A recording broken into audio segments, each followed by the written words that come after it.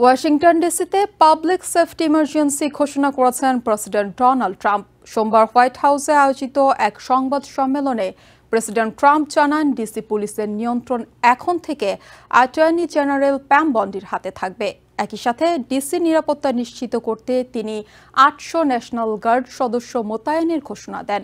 প্রয়োজনে সামরিক বাহিনী মোতায়েনের হুঁশিয়ারিও দেন তিনি। ট্রাম্পের দাবি, দেশের রাজধানীকে অপরাধমুক্ত করতে এই পদক্ষেপ নেওয়া হয়েছে। দেশের রাজধানী ওয়াশিংটন ডিসির নিরাপত্তা পরিস্থিতির উন্নয়নে পাবলিক সেফটি ইমার্জেন্সি ঘোষণা করেছেন প্রেসিডেন্ট ডোনাল্ড ট্রাম্প। একই সাথে তিনি জানিয়েছেন, এই ঘোষণার সাথে সাথে ডিসি মেট্রোপলিটন পুলিশ ডিপার্টমেন্টের নিয়ন্ত্রণ অ্যাটর্নি জেনারেল প্যাম বন্ডির কাছে চলে যাবে।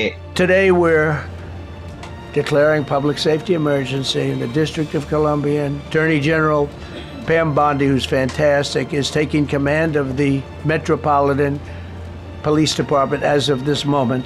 ডিস্ট্রিক্ট অফ কলাম্বিয়ার হোম রুল অ্যাক্টের সেকশন 740 অনুযায়ী জরুরি পরিস্থিতিতে প্রেসিডেন্ট পুলিশকে সরাসরি ফেডারেল কর্তৃপক্ষের নিয়ন্ত্রণে নেওয়ার ক্ষমতা রাখেন, আর এই ক্ষমতারই প্রয়োগ করেছেন president Trump. Under the authorities vested in me as the President of the United States, I'm officially invoking section 740 of the District of Columbia Home Rule Act. You know what that is? President জানান, পুলিশের পাশাপাশি অগণিত federal agent এবং national guard সদস্য ওয়াশিংটনের আনাচে কানাচে মোতায়েন থাকবে। নিশ্চিদ্র নিরাপত্তা নিশ্চিতে প্রয়োজনে সামরিক বাহিনীর সদস্যদেরও নিয়ে আসা হবে বলে জানান তিনি। তবে তার প্রয়োজন হবে না বলেও আশা প্রকাশ করেন president. You're going to have a lot of agents on the street.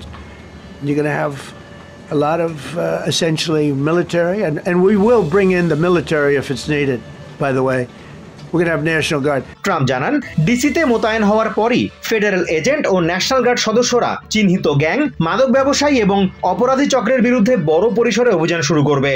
They'll immediately begin massive enforcement operations targeting known gangs, drug dealers, and criminal networks to get them the hell off the street, maybe get them out of the country, because a lot of them came into our country illegally. Washington DC সহ দেশের আইন শৃঙ্খলা পরিস্থিতির অবনতির জন্য অবৈধ অভিবাসীদের দায়ী করে সব অবৈধ অভিবাসীদের বিতরণের হুঁশিয়ারি দেন Trump. They come from Venezuela, they come from all over the world. We're going to get them the hell out. They won't be here long. এদিকে ঠিক কতজন ন্যাশনাল গার্ড সদস্য মোতায়েন করা হবে জানতে চাইলে ট্রাম্প বলেন, আপাতত ৮০০ ন্যাশনাল গার্ড রাখা হবে। পরবর্তীতে প্রয়োজন হলে এই সংখ্যা ১০,০০০ উন্নীত করা হতে পারে। The 800 DC National Guardsmen that we'll put on, and much more if necessary.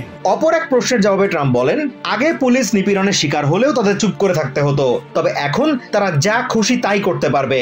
And they're standing there and people are spitting in their face and they're not allowed to do anything, but now they are allowed to do. Azimur Rashid Kanak, TVN 24 news desk. New York থেকে সম্প্রচারিত TVN 24 television বিশ্বজুড়ে বাঙালির কণ্ঠস্বর।